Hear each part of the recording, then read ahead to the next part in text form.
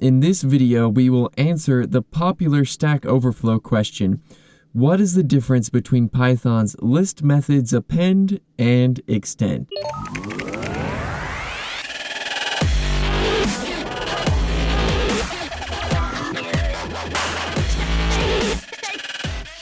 So let's open ipython and do a quick list comprehension to create a list x. So we'll do x is equal to list of range 11, and we'll also do the same thing to create a list y, but this time we'll do range 12 to 22.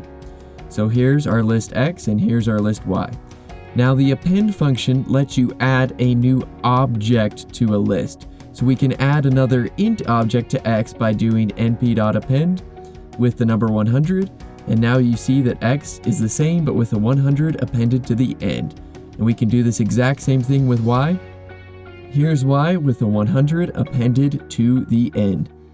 Now the .extend method is a bit different. Instead of adding an object, what you can add is another iterable. In other words, you can use it to connect two lists together. x.extend y will do this in place, and what it does is it puts all of the entries of y appended or attached onto x. So let's print that out so you can see what x looks like a little bit better. You see, x is now both x and y combined, so it's like appending on the entire list of y.